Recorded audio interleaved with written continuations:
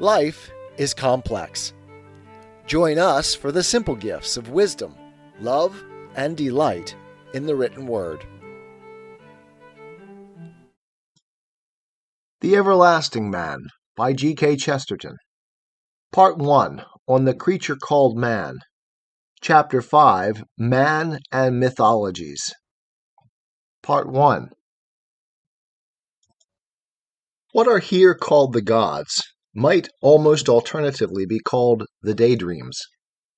To compare them to dreams is not to deny that dreams can come true. To compare them to travelers' tales is not to deny that they may be true tales, or at least truthful tales.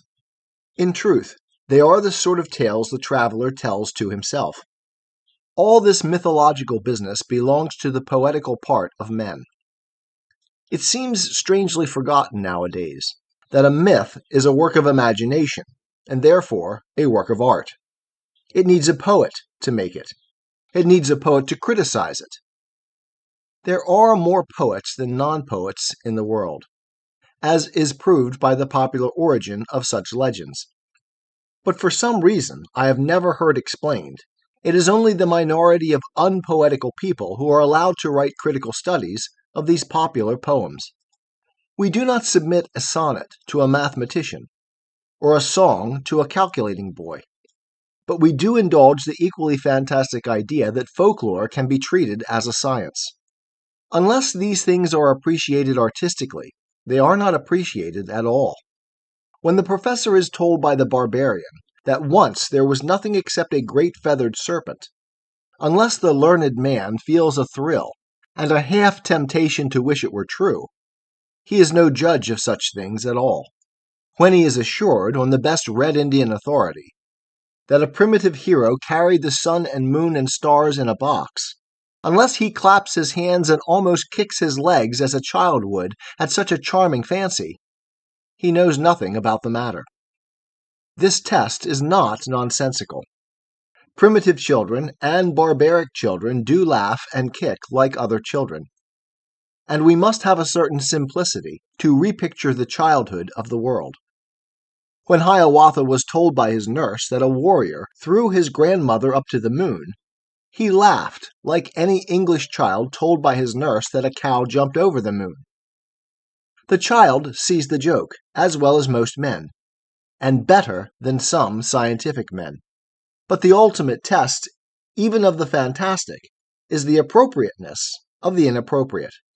And the test must appear merely arbitrary because it is merely artistic.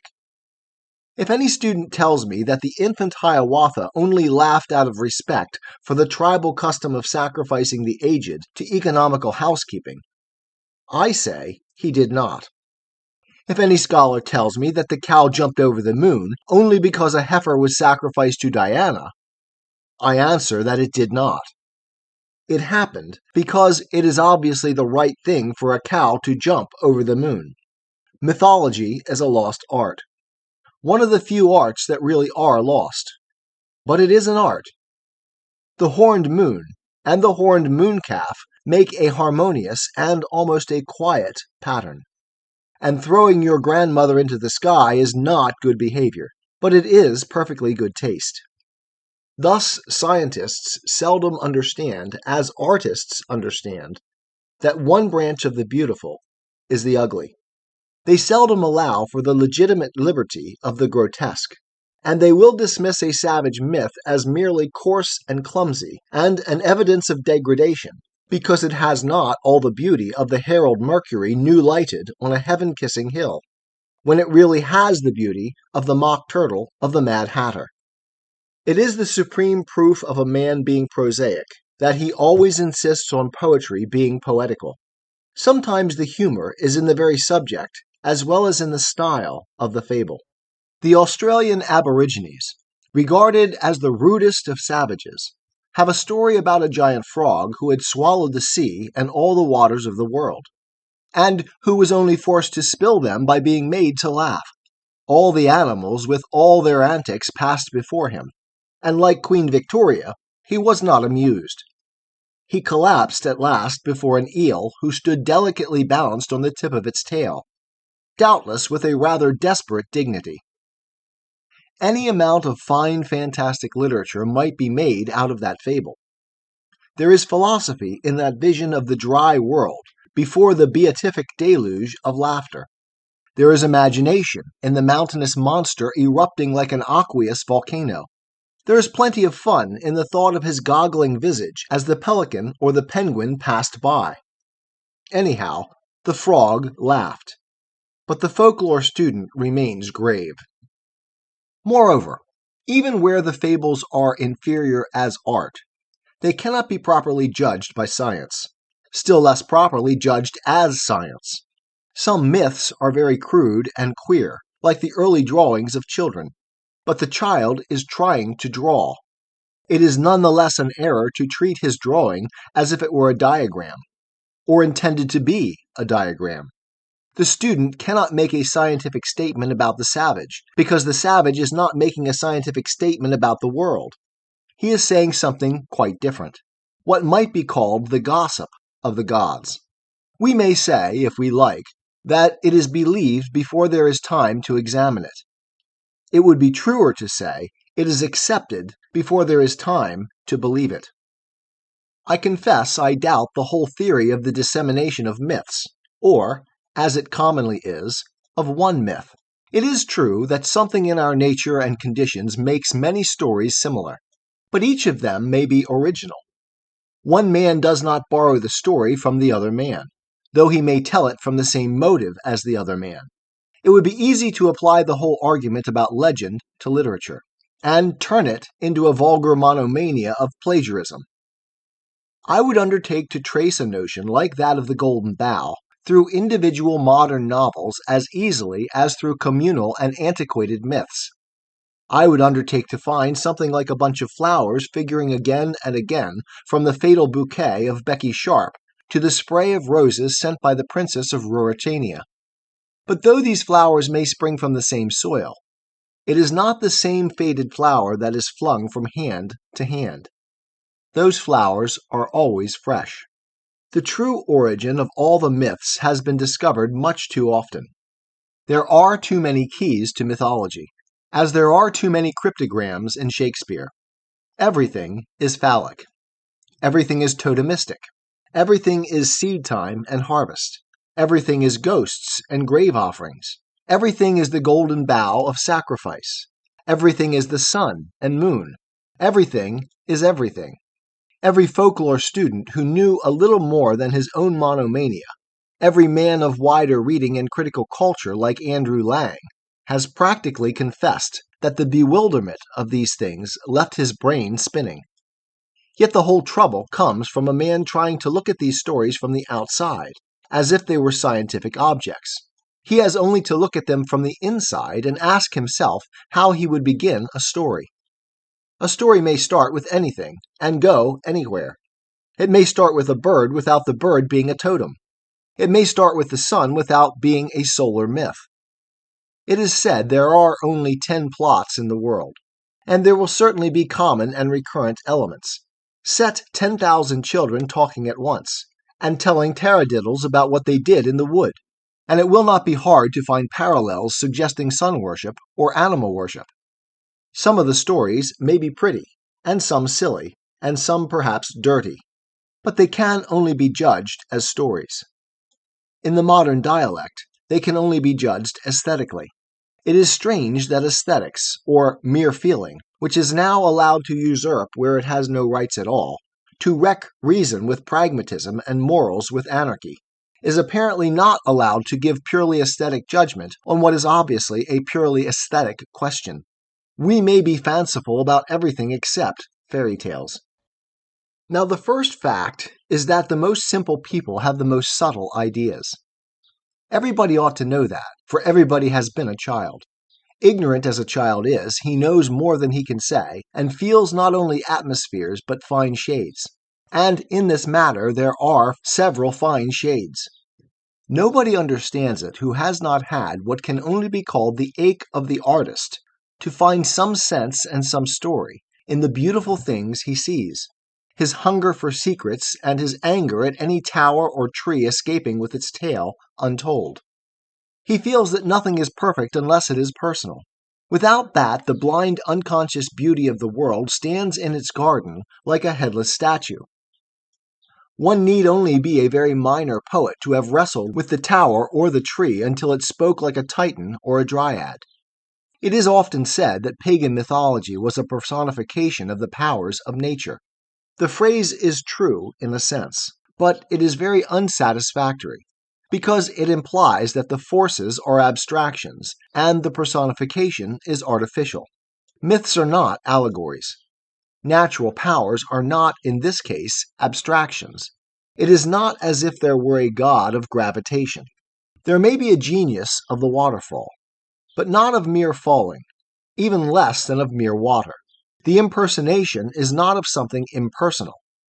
The point is that the personality perfects the water with significance. Father Christmas is not an allegory of snow and holly. He is not merely the stuff called snow afterwards artificially given a human form, like a snowman. He is something that gives a new meaning to the white world and the evergreens, so that snow itself seems to be warm rather than cold. The test, therefore, is purely imaginative. But imaginative does not mean imaginary. It does not follow that it is all what the moderns call subjective, when they mean false. Every true artist does feel, consciously or unconsciously, that he is touching transcendental truths, that his images are shadows of things seen through the veil.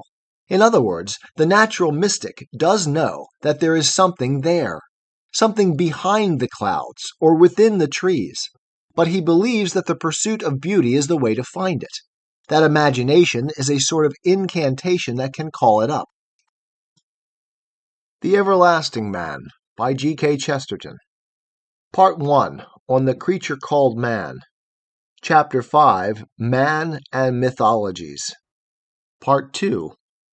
Now we do not comprehend this process in ourselves, far less in our most remote fellow creatures, and the danger of these things being classified is that they may seem to be comprehended. A really fine work of folklore, like The Golden Bough, will leave too many readers with the idea, for instance, that this or that story of a giant's or wizard's heart in a casket or a cave only means some stupid and static superstition called the external soul. But we do not know what these things mean, simply because we do not know what we ourselves mean when we are moved by them. Suppose somebody in a story says, "Pluck this flower, and a princess will die in a castle beyond the sea." We do not know why something stirs in the subconsciousness, or why what is impossible seems also inevitable. Suppose we read, "And in the hour when the king extinguished the candle, his ships were wrecked far away on the coast of the Hebrides." We do not know why the imagination has accepted that image before the reason can reject it, or why such correspondences seem really to correspond to something in the soul. Very deep things in our nature, some dim sense of the dependence of great things upon small, some dark suggestion that the things nearest to us stretch far beyond our power, some sacramental feeling of the magic in material substances, and many more emotions past finding out are in an idea like that of the external soul. The power even in the myths of savages is like the power in the metaphors of poets. The soul of such a metaphor is often very emphatically an external soul. The best critics have remarked that in the best poets, the simile is often a picture that seems quite separate from the text. It is as irrelevant as the remote castle to the flower or the Hebridean coast to the candle. Shelley compares the skylark to a young woman in a turret, to a rose embedded in thick foliage, to a series of things that seem to be about as unlike a skylark in the sky as anything we can imagine. I suppose the most potent piece of pure magic in English literature is the much-quoted passage in Keats' Nightingale about the casements opening on the perilous foam, and nobody notices that the image seems to come from nowhere, that it appears abruptly after some almost equally irrelevant remarks about Ruth, and that it has nothing in the world to do with the subject of the poem. If there is one place in the world where nobody could reasonably expect to find a nightingale, it is on a windowsill at the seaside. But it is only in the same sense that nobody would expect to find a giant's heart in a casket under the sea. Now, it would be very dangerous to classify the metaphors of the poets. When Shelley says that the cloud will rise, like a child from the womb, like a ghost from the tomb, it would be quite possible to call the first a case of the coarse primitive bird myth, and the second a survival of the ghost worship, which became ancestor worship.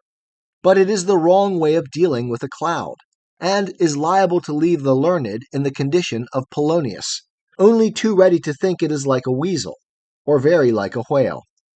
Two facts follow from this psychology of daydreams, which must be kept in mind throughout their development in mythologies and even religions.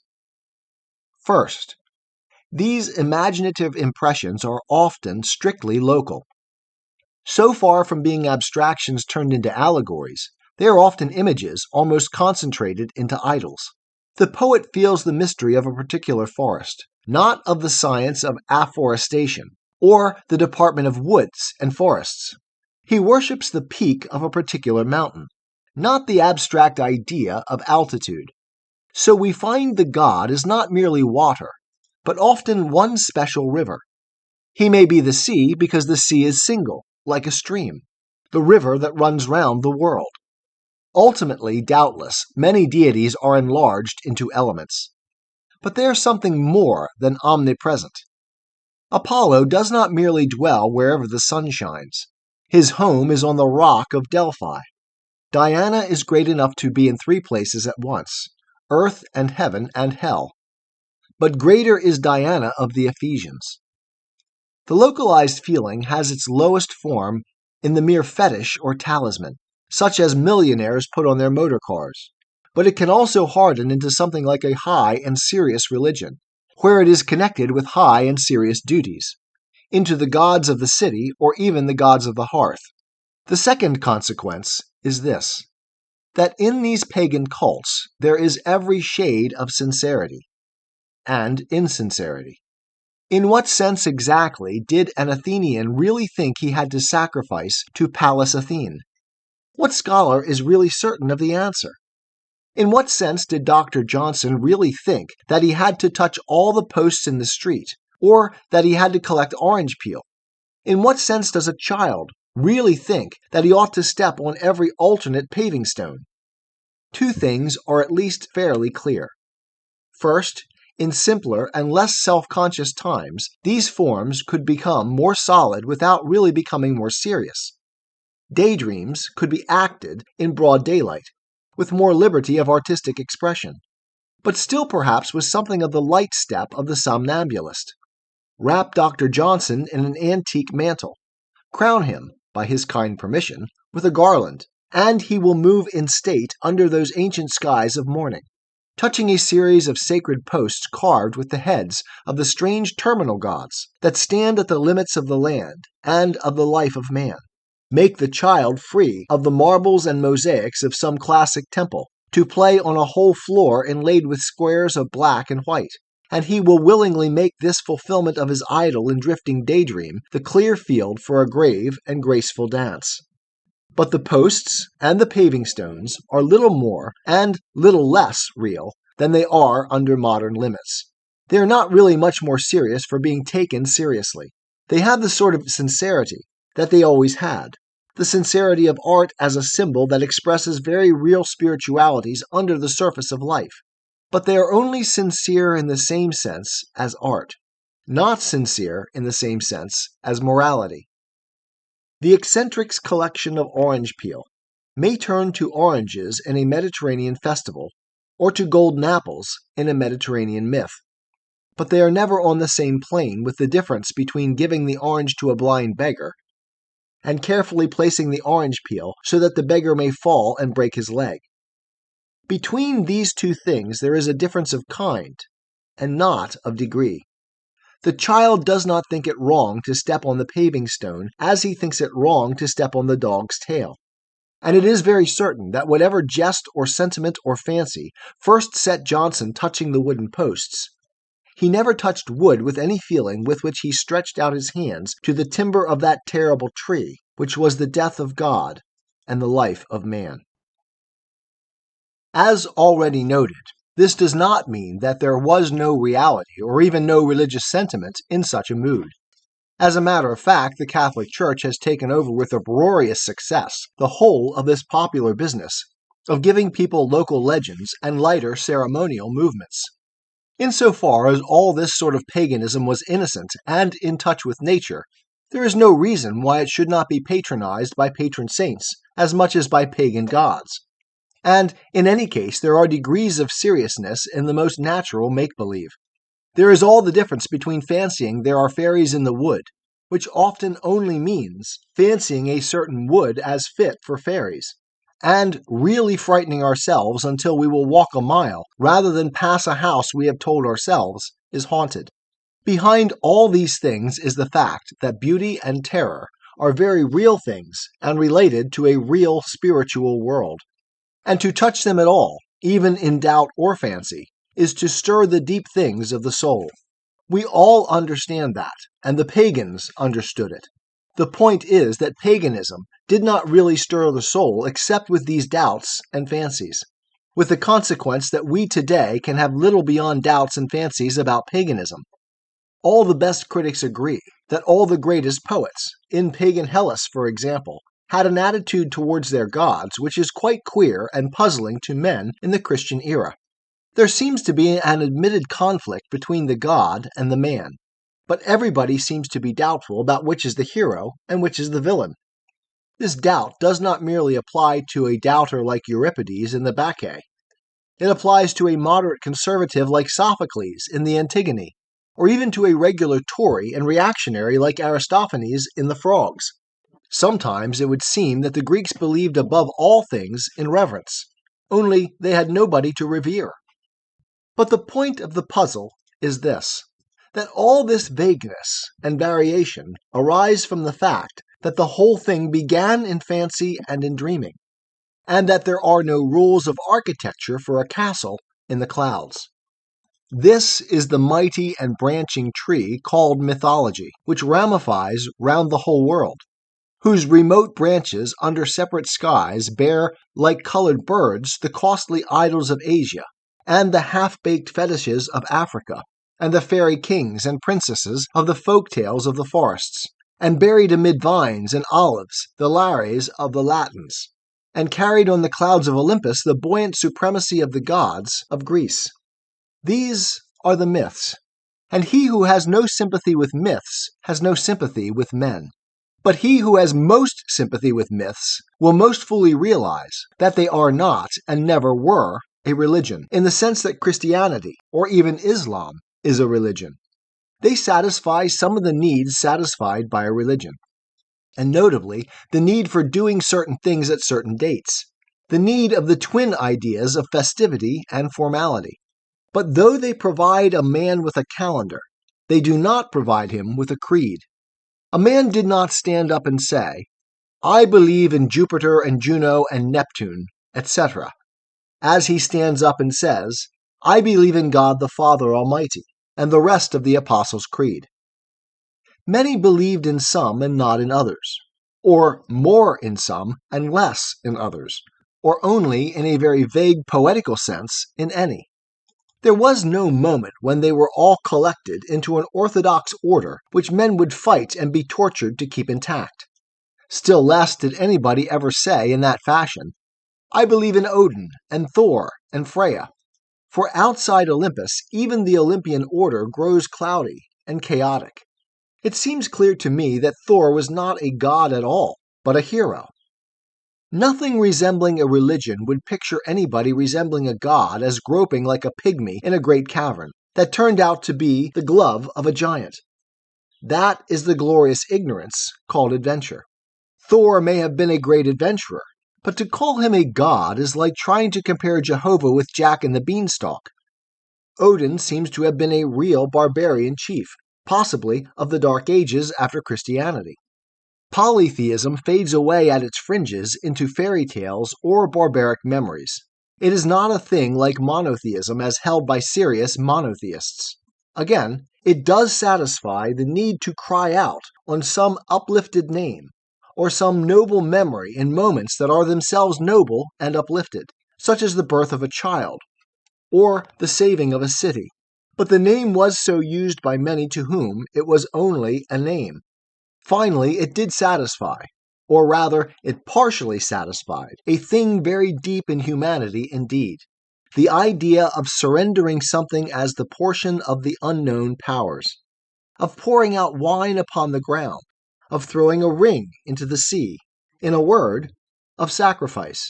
It is the wise and worthy idea of not taking our advantage to the full, of putting something in the other balance to ballast our dubious pride, of paying tithes to nature for our land. This deep truth of the danger of insolence, of being too big for our boots, runs through all the great Greek tragedies and makes them great. But it runs side by side with an almost cryptic agnosticism about the real nature of the gods to be propitiated. Where that gesture of surrender is most magnificent, as among the great Greeks, there is really much more idea that the man will be the better for losing the ox than that the god will be the better for getting it.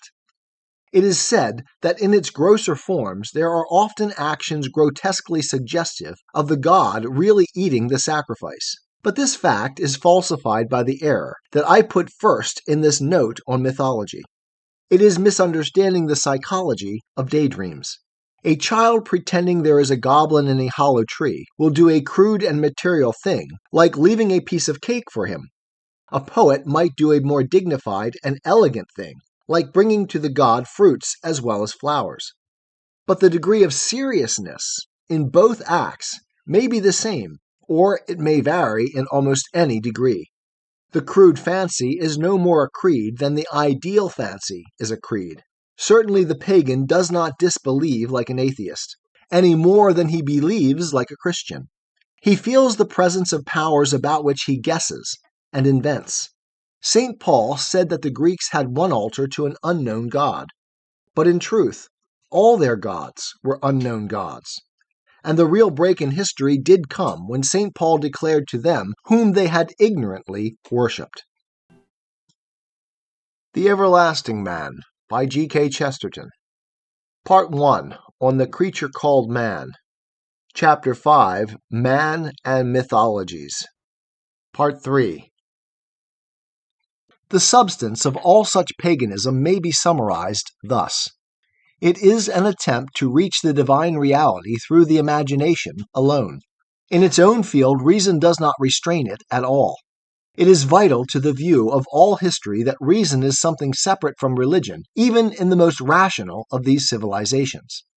It is only as an afterthought, when such cults are decadent or on the defensive, that a few Neoplatonists or a few Brahmins are found trying to rationalize them, and even then only by trying to allegorize them. But in reality, the rivers of mythology and philosophy run parallel, and do not mingle till they meet in the sea of Christendom. Simple secularists still talk as if the Church had introduced a sort of schism between reason and religion. The truth is that the Church was actually the first thing that ever tried to combine reason and religion. There had never been any such union of the priests and the philosophers. Mythology, then, sought God through the imagination, or sought truth by means of beauty, in the sense in which beauty includes much of the most grotesque ugliness. But the imagination has its own laws and therefore its own triumphs, which neither logicians nor men of science can understand. It remained true to that imaginative instinct through 1,000 extravagances, through every crude cosmic pantomime of a pig eating the moon, or the world being cut out of a cow, through all the dizzy convolutions and mystic malformations of Asiatic art, through all the stark and staring rigidity of Egyptian and Assyrian portraiture, through every kind of cracked mirror of mad art that seemed to deform the world and displace the sky. It remained true to something about which there can be no argument, something that makes it possible for some artist or some school to stand suddenly still before that particular deformity and say, "My dream has come true." Therefore do we all, in fact, feel that pagan or primitive myths are infinitely suggestive, so long as we are wise enough not to inquire what they suggest. Therefore we all feel what is meant by Prometheus stealing fire from heaven, until some prig of a pessimist or progressive person explains what it means. Therefore we all know the meaning of Jack and the Beanstalk, until we are told. In this sense, it is true that it is the ignorant who accept myths, but only because it is the ignorant who appreciate poems. Imagination has its own laws and triumphs, and a tremendous power began to clothe its images, whether images in the mind or in the mud, whether in the bamboo of the South Sea Islands or the marble of the mountains of Hellas. But there was always a trouble in the triumph, which in these pages I have tried to analyze in vain. But perhaps I might, in conclusion, state it thus. The crux and crisis is that man found it natural to worship, even natural to worship unnatural things. The posture of the idol might be stiff and strange, but the gesture of the worshipper was generous and beautiful. He not only felt freer when he bent, he actually felt taller when he bowed. Henceforth, anything that took away the gesture of worship would stunt and even maim him forever. Henceforth, being merely secular would be a servitude and an inhibition. If man cannot pray, he is gagged. If he cannot kneel, he is in irons. We therefore feel throughout the whole of paganism a curious double feeling of trust and distrust. When the man makes the gesture of salutation and of sacrifice, when he pours out the libation or lifts up the sword, he knows he is doing a worthy and a virile thing. He knows he is doing one of the things for which a man was made. His imaginative experiment is therefore justified. But precisely because it began with imagination, there is to end something of mockery in it, and especially in the object of it. This mockery, in the more intense moments of the intellect, becomes the almost intolerable irony of Greek tragedy. There seems a disproportion between the priest and the altar, or between the altar and the god. The priest seems more solemn and almost more sacred than the god. All the order of the temple is solid and sane and satisfactory to certain parts of our nature, except the very center of it, which seems strangely mutable and dubious, like a dancing flame. It is the first thought round which the whole has been built, and the first thought is still a fancy and almost a frivolity. In that strange place of meeting, the man seems more statuesque than the statue. He himself can stand forever in the noble and natural attitude of the statue of the praying boy.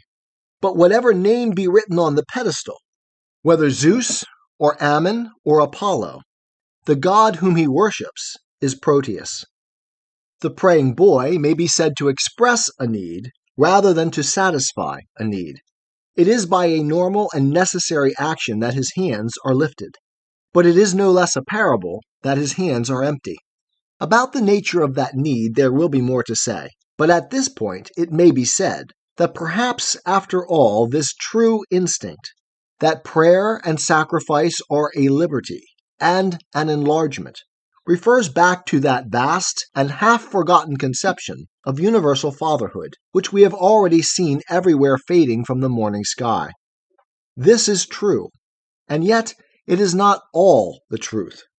There remains an indestructible instinct in the poet as represented by the pagan, that he is not entirely wrong in localizing his God. It is something in the soul of poetry, if not of piety. And the greatest of poets, when he defined the poet, did not say that he gave us the universe, or the absolute, or the infinite, but, in his own larger language, a local habitation and a name. No poet is merely a pantheist. Those who are counted most pantheistic, like Shelley, start with some local and particular image, as the pagans did. After all, Shelley wrote of the skylark because it was a skylark. You could not issue an imperial or international translation of it for use in South Africa, in which it was changed to an ostrich. So the mythological imagination moves, as it were, in circles, hovering either to find a place or to return to it. In a word, mythology is a search. It is something that combines a recurrent desire with a recurrent doubt, mixing a most hungry sincerity in the idea of seeking for a place, with a most dark and deep and mysterious levity about all the places found. So far could the lonely imagination lead, and we must turn later to the lonely reason. Nowhere along this road did the two ever travel together. That is where all these things differed from religion, or the reality in which these different dimensions met in a sort of solid. They differed from the reality not in what they looked like, but in what they were. A picture may look like a landscape. It may look in every detail exactly like a landscape. The only detail in which it differs is that it is not a landscape. The difference is only that which divides a portrait of Queen Elizabeth from Queen Elizabeth. Only in this mythical and mystical world the portrait could exist before the person, and the portrait was therefore more vague and doubtful. But anybody who has felt and fed on the atmosphere of these myths will know what I mean when I say that in one sense they did not really profess to be realities. The pagans had dreams about realities, and they would have been the first to admit, in their own words, that some came through the gate of ivory and others through the gate of horn.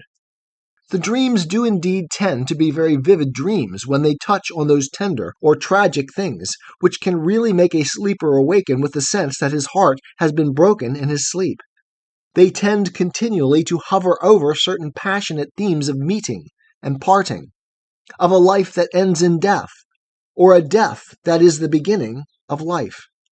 Demeter wanders over a stricken world looking for a stolen child. Isis stretches out her arms over the earth in vain to gather the limbs of Osiris. And there is lamentation upon the hills for Attis, and through the woods for Adonis. There mingles with all such mourning the mystical and profound sense that death can be a deliverer and an appeasement, that such death gives us a divine blood for a renovating river, and that all good is found in gathering the broken body of the god. We may truly call these foreshadowing, so long as we remember that foreshadowings are shadows. And the metaphor of a shadow happens to hit very exactly the truth that is very vital here. For a shadow is a shape, a thing which reproduces shape, but not texture. These things were something like the real thing, and to say that they were like is to say that they were different. Saying something is like a dog is another way of saying it is not a dog, and it is in this sense of identity that a myth is not a man. Nobody really thought of Isis as a human being. Nobody really thought of Demeter as a historical character. Nobody thought of Adonis as the founder of a church. There was no idea that any one of them had changed the world, but rather that their recurrent death and life bore the sad and beautiful burden of the changelessness of the world. Not one of them was a revolution, save in the sense of the revolution of the sun and moon. Their whole meaning is missed if we do not see that they mean the shadows that we are and the shadows that we pursue. In certain sacrificial and communal aspects, they naturally suggest what sort of a god might satisfy them, but they do not profess to be satisfied. Anyone who says they do is a bad judge of poetry. Those who talk about pagan Christs have less sympathy with paganism than with Christianity. Those who call these cults religions and compare them with the certitude and challenge of the church have much less appreciation than we have of what made heathenism human, or of why classic literature is still something that hangs in the air like a song. It is no very human tenderness for the hungry to prove that hunger is the same as food. It is no very genial understanding of youth to argue that hope destroys the need for happiness. And it is utterly unreal to argue that these images in the mind, admired entirely in the abstract, were even in the same world with a living man and a living polity that were worshipped because they were concrete. We might as well say that a boy playing at robbers is the same as a man in his first day in the trenches, or that boy's first fancies about the not impossible she are the same as the sacrament of marriage. They are fundamentally different exactly where they are superficially similar. We might almost say they are not the same even when they are the same. They are only different because one is real and the other is not. I do not mean merely that I myself believe that one is true and the other is not. I mean that one was never meant to be true in the same sense as the other. The sense in which it was meant to be true I have tried to suggest vaguely here, but it is undoubtedly very subtle and almost indescribable. It is so subtle that the students who profess to put it up as a rival to our religion miss the whole meaning and purport of their own study. We know better than the scholars, even those of us who are no scholars, what was in that hollow cry that went forth over the dead Adonis, and why the great mother had a daughter wedded to death. We have entered more deeply than they into the Eleusinian mysteries, and have passed a higher grade, where gate within gate unguarded the wisdom of Orpheus. We know the meaning of all the myths. We know the last secret revealed to the perfect initiate. And it is not the voice of a priest or a prophet saying, "These things are." It is the voice of a dreamer and an idealist crying, "Why cannot these things be?" 'Tis the gift to be simple. 'Tis the gift to be free. 'Tis the gift to come down where we ought to be. And when we find ourselves in the place just right, 'twill be in the valley of love and delight. When true simplicity is gained, to bow and to bend, we will not be ashamed. To turn will be our delight, till by turning, we come round right.